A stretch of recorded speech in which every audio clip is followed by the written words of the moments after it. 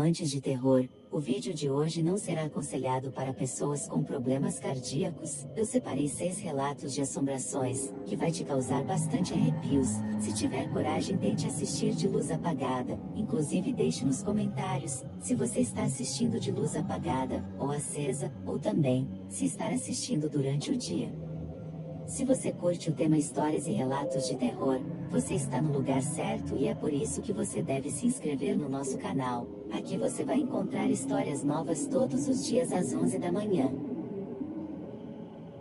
A mulher sem cabeça. Em 1997, fui com uma amiga passar as férias no interior de Minas Gerais, na casa de meus avós. Eu e minha amiga resolvemos ir a uma cidadezinha localizada a 10 quilômetros de lá. Estávamos caminhando em uma estrada cercada por árvores e matos. A lua estava clarinha iluminando a estrada, e foi quando em uma encruzilhada, avistamos uma luz muito forte e branca, parecida com uma mulher. Resolvemos correr em direção a ela, pois parecia que estava nos esperando. Eu pensei ser alguma tia me esperando para acompanhá-la na estrada, por ela estar sozinha. Naquele tempo não acreditava em assombrações.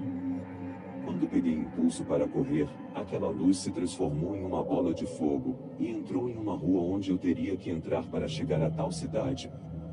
Parei de correr e fui caminhando normalmente com minha amiga, e achamos estranho o fato daquela mulher estar nos esperando parada em uma encruzilhada e do nada sumir daquele jeito, pois não acreditávamos no que acabamos de ver. Assim que virei para entrar na tal ruinha, o susto. A mulher estava caminhando na nossa frente. O engraçado é que a cada passo que ela dava, ela sumia e aparecia logo mais à frente, sempre caminhando no mesmo ritmo. Ficamos apavoradas e mesmo assim, não acreditávamos no que estávamos vendo. Foi quando resolveram estourar um rojão em uma casa na mesma ruína onde estávamos. A mulher já estava a uns 30 metros de nós, subindo a rua. Soltamos um berro tão alto com o susto do rojão e nos agarramos uma na outra com o susto do barulho, hipnotizadas naquela situação. A mulher veio em uma velocidade incrível e antes que trocássemos o passo, ela passou por nossas pernas e entrou naquela casa. Os pelos de nossas pernas se arrepiaram. Depois do ocorrido, um homem saiu de dentro da casa dizendo ter se assustado com a gritaria e nos perguntou o que estava havendo. Morrendo de vergonha e medo de que ele tirasse o sarro de nós, não queríamos revelar. Ele com uma cara de desconfiado nos perguntou se tínhamos visto algo. Respondemos que não. Aí eu disse a ele que estávamos com uma moça de vestido branco e ela entrou na casa dele e estávamos procurando ela. Ele riu e nos disse: "Vocês viram uma mulher de branco na encruzilhada, né? Não se preocupem, é normal ela aparecer ali. Foi ali que o caixão dela quebrou e ela caiu no chão. Ela costuma aparecer para o pessoal, sem cabeça, porque o marido dela pegou ela com o outro e cortou a cabeça dela fora." Fiquei apavorada, pois faltava mais 10 quilômetros para andarmos naquela escuridão, mas graças a Deus, não voltamos a vê-la mais. Chegando em casa e relatando o fato a meus parentes, disseram que já viram essa mulher várias vezes e que já estavam acostumados, que às vezes ela virava 3 cachorros na frente deles, aparecia em forma de animais. 2. Bicho-papão do banheiro. O meu marido e eu tivemos muitas experiências com o inexplicável. Nós nos mudamos para o nosso apartamento no dia 1º de agosto de 2001. Nós sempre sentimos algo de estranho nesse lugar. A primeira vez que algo aconteceu, foi depois de 2 meses, numa quinta-feira. O meu marido estava trabalhando até mais tarde, como sempre. Eu tinha chegado em casa, vindo da casa da minha mãe, e tinha ido assistir TV. Eu comecei a sentir algo de estranho, vindo do corredor, e decidi acender a luz de lá. O interruptor é bem no começo dele. Eu voltei para o sofá e assim que eu me sentei nele, a luz do corredor começou a acender e apagar. Dava para ouvir o som do interruptor se mexendo. Eu podia ver de onde eu estava sentada, o interruptor ligando e desligando. Isso durou uns 10 segundos. Eu fiquei simplesmente apavorado e o pior era que eu estava sozinho em casa. Depois que o meu marido chegou, ele me acalmou, tentando me convencer de que era só um problema elétrico, mas eu sei que não era. Desde então, às vezes, Quando eu estou no chuveiro, que fica de frente para o corredor, eu vejo alguém sair do quarto e ir para a sala. Então eu chamo meu marido, achando que era ele, e ele sai do quarto. O meu marido começou a notar que os nossos 2 gatos ficavam miando para o corredor e para a porta do banheiro. A gata, Mimi, ficava arranhando a porta e o carpete debaixo da porta, sem nenhum motivo aparente. Um dia, o meu marido estava sentado exatamente onde eu estava no dia que a luz ficou ligando e desligando, e a Mimi começou a miar para a porta fechada do banheiro e então ela começou a brincar com algo que estava no chão, na frente da porta. Ele falou que então pareceu que alguma coisa tinha agarrado a patinha dela e estava puxando, o que fez ela tombar para o lado e ser puxada contra a porta, pelo vão que tem por debaixo da porta do banheiro. Ela começou a berrar e o meu marido levantou correndo para ajudar ela, e assim que ele puxou a pata dela por debaixo da porta, ela levantou e saiu correndo. Ele abriu a porta e não tinha nada lá dentro que pudesse ter causado isso. No final do ano passado eu estava no chuveiro, eram cerca de 20 horas e 30 minutos, e o meu marido estava trabalhando. O banheiro estava cheio de vapor. Pelo canto do olho eu notei marcas de mão se formando no espelho. Eu normalmente deixo a porta do banheiro aberta, e estava pensando que talvez pudesse ser uma brisa fria que estava vindo de fora e pegando o espelho de um certo jeito que fizesse marcas parecidas com mãos. Assim que eu tinha me convencido que era só o vento, a cortina do chuveiro abriu, como se alguém tivesse puxado ela violentamente. Eu fiquei paralisada de medo. Depois de uns 2 segundos, a porta se fechou. Eu apenas sentei e me encolhi toda no chão do chuveiro. Eu não me lembro de muita coisa depois disso, mas eu lembro que eu vi a Mimi miando do outro lado da porta. Eu não sei quanto tempo eu fiquei lá, mas não deve ter sido muito, já que o aquecimento é a gás, e só temos água quente por uns 20 minutos. Depois de um tempo eu levantei, peguei uma toalha e saí correndo para o carro. Eu fui até o trabalho do meu marido e liguei do celular, falando que eu estava no carro, no estacionamento, só com uma toalha enrolada em um cobertor que eu tinha lá. Eu falei o que tinha acontecido. Ele falou que nós não podíamos sair do apartamento, já que não tínhamos dinheiro para isso. Então agora eu me recuso a ir para casa depois do trabalho antes que ele chegue lá. A única coisa que eu sei sobre esse lugar é que era uma casa antes, e ela pegou fogo. Depois disso, usaram o terreno para construir o nosso prédio. Mas pelo que me falaram, ninguém morreu no incêndio. Eu não tenho ideia do que pode ser que tem aqui em casa, mas eu morro de medo de ficar sozinha. 3. Gritos no cemitério. Queridos amigos desse querido site, estava há pouco conversando com um senhor que está trabalhando numa obra aqui onde moro, e ele me contou uma história de arrepiar. Ele disse que há algum tempo morava num bairro próximo ao cemitério da Boa Vista, também chamado da Sanga Funda, que fica na zona norte da cidade, e onde, por sinal, nunca estive. Ele diz que às vezes passava durante a noite com sua bicicleta pela frente do cemitério, e que era um lugar assombroso, com muito mato, túmulos abandonados, muito abandono. Certa noite ele diz que ouviu, vindo de dentro do cemitério, uns gritos de arrepiar, como se fossem gritos de dor e desespero. Sentiu que todos os pelos de seu corpo se eriçaram, fez o sinal da cruz e foi embora, e nos dias que se seguiram, a mesma coisa. Até que uma certa noite, ele se armou de coragem e resolveu conferir qual era a origem daquele som. Entrou no cemitério. Olha, é preciso muita coragem para fazer isso, pois não havia nenhuma iluminação, além do luar, sempre rezando e perguntando quem estava ali e se podia ajudar. Então os gritos ficaram cada vez mais próximos, e o senhor Pedro, vou chamá-lo assim, ao passar por trás de uma árvore, teve a pior visão da sua vida. Em uma cova rasa, com ar de sepultura recente, estava debruçado um espectro de um rapaz, todo coberto de sangue, que se ergueu cambaleando em sua direção, clamando por socorro e misericórdia. Pedro correu com todas as forças de que foi capaz, daquela visão medonha, pegou sua bicicleta e pedalou a toda velocidade para casa. Ele não dormiu naquela noite, de tão apavorado estava. No outro dia, contou o acontecido a uma vizinha, a qual lhe contou que sabia de quem se tratava, que era o túmulo de um jovem assaltante, morto pela polícia aos 19 anos, fazia pouco tempo. Pedro rezou muito pela alma do rapaz e nunca mais passou diante do cemitério. Paz e luz. 4. Terror no apartamento. No dia 7 de maio de 2011, recebi um e-mail de uma amiga virtual, muito assustada. O nome dela é Aline. Até aquele momento eu tinha contato com ela só pelo MSN. A Aline, como eu, também tem curiosidade sobre casos sobrenaturais. Ela mora em São Paulo, bairro Jardim Analia Franco.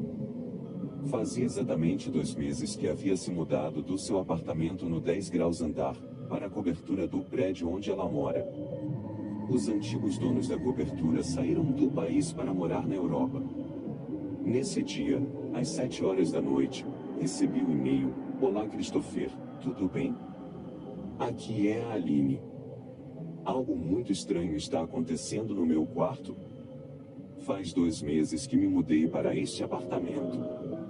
De madrugada, ouço barulhos estranhos. Eu estou com muito medo. Não sei se estou ficando louca, ou se é apenas coisa da minha cabeça. Ontem falei com a minha mãe. Ela falou que iria chamar um pastor para fazer uma oração, mas até agora ele não veio. Gostaria de saber se você pode me ajudar? Esse é o meu número de celular para a gente entrar em contato. Obrigada, baby. No mesmo dia, às 19 horas e 30 minutos, liguei para a Aline e marcamos para nos encontrarmos no shopping Analia Franco. Cheguei lá às 20 horas e 30 minutos e ela já estava me esperando. Ela, muito nervosa, falou que não ia mais voltar para o apartamento. Perguntei aonde ela ia ficar e ela respondeu que ia voltar para a casa da mãe dela e ia tentar vender aquele apartamento o mais rápido possível. Eu tentei acalmá-la e perguntei se eu podia dar uma olhada no quarto. Ela falou que podia, mas ela não ia mais entrar lá. Chegando no apartamento percebi que não tinha nada de anormal. Ela, do lado de fora do apartamento, me perguntou se eu podia passar a noite lá. Achei até estranho, mas como ela estava muito nervosa, eu aceitei. Perguntei para ela se ela confiava em mim, ela respondeu, é lógico que sim. E me deu as chaves do apartamento, e falou que iria só voltar de manhã. Olhei para o relógio e já eram 22 horas e 30 minutos. A Aline pegou seu carro e foi para a casa da mãe dela. No primeiro momento, pensei, essa garota é muito louca para dar a chave do apartamento dela. Se eu fosse uma pessoa de má fé, faria limpa no apartamento. Fechei a porta do apartamento e fiquei na sala até 23 horas e 30 minutos. Me levantei e desliguei todas as luzes do apartamento, só deixei o abajur do quarto dela ligado. Passaram-se 2 horas e nada de estranho aconteceu, então resolvi ir para a cozinha. Liguei novamente todas as luzes e fui fazer um café. Olhei novamente para o relógio, já era 2 horas e 35 minutos da madrugada e ainda nada de estranho ou sobrenatural havia acontecido. Voltei para a sala e liguei a televisão para assistir um filme na Globo, não me recordo o nome do filme, mas era bem legal. Acabei pegando no sono. 1 hora depois, eu acordei, olhei para a televisão e ela misteriosamente estava desligada, até me arrepiei. O telefone começou a tocar e fui atender e estava mudo. Coloquei no gancho e novamente começou a tocar, atendi, falei alô, mas ninguém atendia. Muito nervoso olhei novamente para o relógio, era 4 horas da madrugada. O telefone parou de tocar. Todas as luzes que eu tinha ligado desligaram sozinhas. O rádio-relógio começou a tocar uma música antiga francesa. As luzes do quarto dela começaram a piscar e me aproximei, olhei e vi vários gatos pretos mortos pelo chão. Saí correndo do apartamento, assustado. Fiquei do lado de fora, perto da piscina e liguei para a Aline, mas ela não atendia. Precisei esperar até amanhecer para sair daquele local. Às 6 horas da manhã a Aline ligou e falou que em menos de meia hora ela estaria lá. Esperei ela chegar e contei o que tinha acontecido. Ela falou que também tinha visto os gatos, mas estava com vergonha de contar. Ela não queria ser chamada de louca ou algo parecido. Às 7 horas da manhã do dia seguinte, liguei para meu chefe avisando que não iria trabalhar, que tinha de resolver alguns problemas. Fui até a administração do prédio e perguntei se eles tinham algum contato com os ex-donos do apartamento. O senhor João, zelador do prédio, passou o número do celular do casal que morava lá. Tentei ligar, mas sempre ficava fora de área, então fui procurar algum vizinho que os conhecia. Dona Luísa, que mora mais tempo que Aline no prédio, conhecia esse casal. Ela falou que o casal tinha perdido um filho recentemente e por isso decidiram sair do Brasil. O casal era bem estranho, sempre andava com roupas escuras. O filho com depressão se matou com um tiro na cabeça há 4 meses. Voltei para casa às 13 horas, para tomar um banho e descansar um pouco. Às 16 horas, minha amiga Aline liga no meu celular e avisa que tinha mais coisas para eu saber. Voltei para o prédio. Aline disse que falou com um rapaz chamado Osvaldo. Ele falou para ela que o casal que morava lá anteriormente era satanista e sempre faziam rituais de magia negra no quarto dela, e também falou que chegou a participar de um desses rituais macabros. Eles usavam animais como sacrifício ao demônio. Ao certo, não sei se essa história é verdadeira, mas a minha experiência no apartamento foi real. Agora o apartamento está fechado. Falei para a Aline que no dia 15 iria mandar um amigo pastor para fazer uma oração no local e exorcizar o mal que está lá. Acredito que tenha dado certo. Combater o sobrenatural com o sobrenatural. 5. O fantasma na névoa do rio. Este relato não aconteceu comigo, mas com um amigo meu de confiança, e da forma como contou o fato, eu acredito em sua veracidade. Há algum tempo atrás, este amigo disse que foi até seu rancho, o qual fica à beira do Rio Grande em Miguelópolis, SP, na divisa de Minas Gerais com São Paulo, para podar o mato que estava alto, pois ele iria dar uma festa no local, e gostaria de deixar tudo preparado. Foram ele e mais 2 amigos.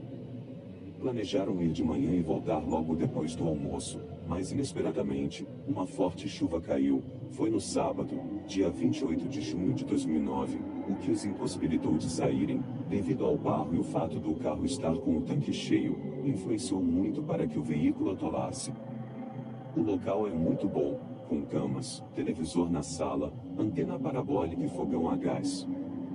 Mas, como não havia comida para toda a noite, eles decidiram ir até uma cidadezinha próxima, Miguelópolis, para comprar algo para um churrasco. Para facilitar a ida, resolveram descer o rio de canoa em um trecho de uns 500 metros no máximo, onde de lá, até a cidade, seria mais fácil chegar a pé. Foram de canoa, com um motor de polpa. Já no retorno, por volta das 22 horas e 30 minutos, depois de ficarem na cidade, esperando a última pancada de chuva passar, voltaram para as margens do rio, onde a canoa encontrava-se. Subiram na canoa e ligaram o motor. Mas para terminar a maré de azar, a gasolina estava por um fio de acabar, então como era perto, eles só pegaram o impulso e foram guiando o barco, com os remos. Estava muito frio naquele sábado, então, todos queriam remar um pouco, para esquentar. Quando foram trocar os remos, um dos amigos o tirou da água para entregar para os 2 que estavam na traseira da canoa, e foi quando eles ouviram um barulho na água, como se alguém estivesse nadando. Então, logo imaginaram que para entrar na água com aquele frio, só podia ser um animal. Talvez uma capivara, que é um animal muito comum na região. Estavam tranquilos, pois o som era bem natural e como a região tem muitos pescadores, podia ser até mesmo algum que se aventurou a entrar na água fria para arrumar as redes. Mas esta tranquilidade logo passou. Já avistando as luzes do rancho de onde saíram, quase chegando, o som na água começou a se misturar com os de uma pessoa, respirando, ofegante com ar de desespero. Por um instante, eles até acharam que poderia ser o barulho de peixes presos na rede, mas o som forte de respiração só aumentava a impressão de que não era algo tão natural assim. Gritavam e balançavam as lanternas, para verem se era alguém se afogando. Puseram os remos na água, para o caso de ser alguém em apuros, pudesse agarrar o remo para se salvar. A cada segundo, o som ficava mais próximo e mais forte. Logo, o desespero começou a tomar conta dos três dentro da canoa, pois embora o som fosse forte, a água estava muito calma. Então, sem esperar, saindo da neblina que cobria a margem, eles viram a figura fantasmagórica de uma pessoa. Era um homem, branco, como uma folha de papel. Mas o pior ainda estava por vir, pois quando a neblina que envolvia aquele ser se dissipou, eles perceberam que era algo inominável. O homem estava sobre a água, e para deixar tudo pior, podia-se ver nitidamente que ele flutuava sobre a água, mas sem as pernas. Apenas o seu tronco e seus braços eram visíveis. E pela distância em relação à água, viram que o homem não tinha pernas. E para dar o toque final, aquele ser estava de olhos fechados, com a cabeça caída para o lado, e quando abriu os olhos, naquele momento, todos gritaram e rezaram, pois os olhos do homem eram brancos, assim como o seu corpo. Um deles até vomitou dentro da canoa, pois não tinha coragem de pôr a cabeça para fora da canoa. Aquele espectro fitou-os por alguns segundos e simplesmente desapareceu atrás da neblina, que o envolveu. Os três, tomados pelo total desespero, começaram a remar como podiam, menos com as mãos, pois naquele momento, a água era o último lugar em que queriam contato. Com muito custo, alcançaram a margem. Tiraram forças de onde não tinham, para conseguir desatolar o carro, além de esvaziar parcialmente o tanque, e saíram de lá às pressas. Meu amigo garantiu que depois deste fato, não vai mais ter festa no seu rancho, e se encontrar um preço razoável, vai trocar o rancho por uma casa na cidade. O que seria aquela criatura? Seria a alma de alguém pedindo socorro para ser salva, ou seria uma outra criatura do além, procurando uma possível vítima naquele local isolado, tarde da noite? 6. A sala número 13. Antes de começar com o relato, devo explicar algumas coisas antes. Vamos lá, eu estudava em uma escola pública de uma cidade satélite do Distrito Federal. Antes de eu estudar nessa escola, uma diretora teve um infarte dentro de uma sala. Coincidentemente, o número da sala é 13. Após a morte dessa diretora, mais precisamente 3 anos depois, o vigia noturno relatava ouvir barulhos de passos e dizia que avistava coisas durante a noite. Nisso eu estava entrando no primário, quando esse vigia simplesmente desapareceu, não foi mais trabalhar na escola, por motivos óbvios. Os anos foram se passando e eu cheguei à 4ª série. Nisso a sala 13 nunca tinha sido aberta, e eu estudava na sala 14, que ficava bem ao lado. Um dia meus amigos Juliano e Diego, além de mim, fomos ao banheiro, quando ouvimos um barulho vindo de dentro da sala. Como a sala estava trancada, pensamos não ser nada. Fomos ao banheiro e ao voltarmos fomos brincar em um campinho que ficava do lado de fora da sala, voltado para a rua, onde tinha uma mureta enorme separando a escola da rua. Então nós resolvemos entrar na sala 13, mas as portas das salas estavam trancadas por dentro, com trincos passados. Essa era a única forma de trancá-las. Depois do intervalo, estávamos matando aula, quando mais uma vez, ouvimos barulhos vindos de dentro da sala. Eu fui olhar primeiro pelo buraco da fechadura, e vi apenas um emaranhado de cadeiras. Depois foi a vez do Juliano, e nessa hora, ele ficou pálido, os olhos esbugalharam e ele começou a tremer. Eu perguntei o que estava acontecendo e ele não conseguia responder, então resolvi olhar de novo. Foi aí que eu vi uma casinha como de bonecas, só que maior, com alguns brinquedos espalhados. Dava para ver que as portas continuavam trancadas por dentro. Eu quase tive um ataque cardíaco ao ver aquilo, e antes mesmo que eu pudesse falar alguma coisa, apareceu uma mão com uma espécie de palito, e tentou furar os meus olhos. Não sei explicar o que aconteceu, só sei que quando eu acordei o Juliano e eu estávamos na direção da escola e havíamos estado inconscientes, o nosso terceiro amigo, Everton, chamou a diretora para nos socorrer, pois sem explicação alguma, havíamos desmaiado após olhar pelo buraco da fechadura.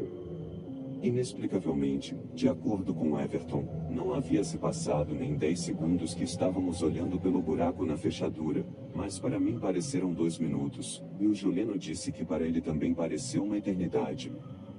Após contarmos o relato, a diretora disse que era impossível isso, que foi fruto da nossa imaginação, pois a porta da sala 13 estava aberta, sendo a mesma porta que havíamos visto trancada pelo lado de dentro, e essa porta não possui fechadura do lado de fora, apenas trincos internos.